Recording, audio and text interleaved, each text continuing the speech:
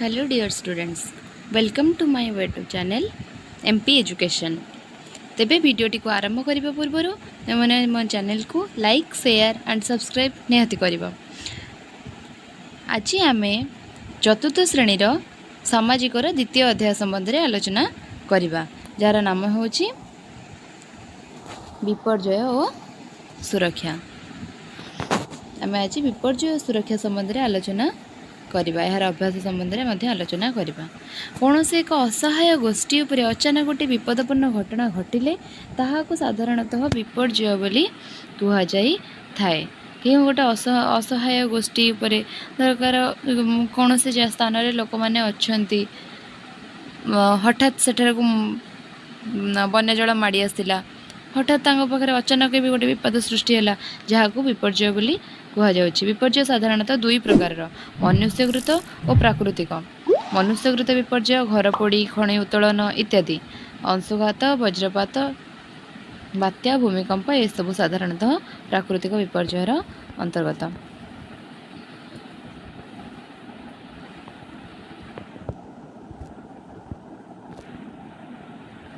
तेबे आमे यार पाठ्यपुस्तक अभ्यास प्रश्नावली आलोचना करबा।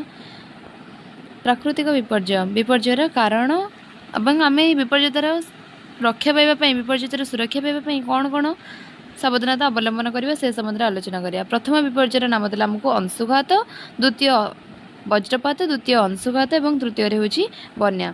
प्रथम वज्रपात संबंध में आलोचना करबा। वज्रपात हेबार कारण कौन ना वायुमंडलर उपर और तल जलकणा बाही एवं वायुर घर्षण फल यह सृष्टि होई थाए। वायुमंडलर उपर तल जल कणिका बाही एवं वायुर घर्षण द्वारा वज्रपात सृष्टि हुए। आम वज्रपात होगा समय कौन कौन सावधानता अवलंबन करबा। वज्रपात होता समय घर भितर थिबा बेले कबाट, झरका आदि बंद करबा। घर व्यवहार करुवा विद्युत सामग्री गुड़ी को बंद करबा। रास्ता रे जीवा बेले कौन से गछ तले आश्रय न नहीं तुरंत पाखरे थिबा पक्का घर को चली जावा उचित एवं साइकिल न चलाई निरापद स्थान को चली जावा उचित। एबे आसला अंशुघात संबंध में। अत्यधिक ग्रीष्म प्रवाह जो देहरे जलीय बाष्पर परिमाण कमी जाए, जहाँफल मनुष्य को दुर्बल एवं मूर्छा गला परी लगे, यह अंशुघात कहुए। अंशुघात रक्षा पाइबा आम कौन करवा, घर बाहर पूर्व प्रचुर पानी पीवा, जोता पिंधि बाहर उचित। घर बाहर समय छता, कला चषमा, ओदा गामुछा, टोपी सह पानी नेबा उचित।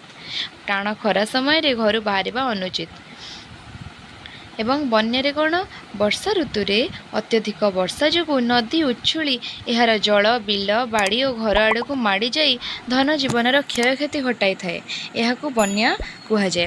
निज परिवार सहित मूल्यवान जिनपतर नहीं निरापद स्थान को चली जावा उचित।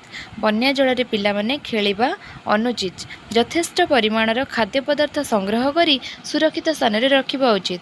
रेडियो, टीवी और खबर कागज इत्यादि गणमाध्यम प्रचार संपर्क में प्रसार होता बन्या संपर्कित सूचना संपर्क में आम सचेतन होगा और लोक मानक सचेतन कराइबा उचित। एबे देला चित्रटी को देख। यही चित्र रे कौन रही ना, ये चित्रटी जेकोसी गोटे विपर्यय को सूचाऊँ। तुम मैंने चित्र को देखिए जापरु ये वज्रपात होबार सूचना मिलूँ आमको एवं ये विपर्यय द्वारा से आमको पचार कौन कौन असुविधा होता है। तेबे यही चित्रटी वज्रपात विपर्यय को सूचाई थे। यह द्वारा बहु लोक मृत्युवरण करिथांती। घरर वैद्युतिक उपकरण नष्ट हो जाए। स्थाने स्थाने उच्च गछ गुड़िक पोड़ी जीवार संभावना रही है एवं यह साधारणतः मुख्यतः ताल गछ, नड़िया गछ ये सब गछ गुड़िक अधिक परिमाण में वज्रपातर सम्मुखीन होता देखा जाए।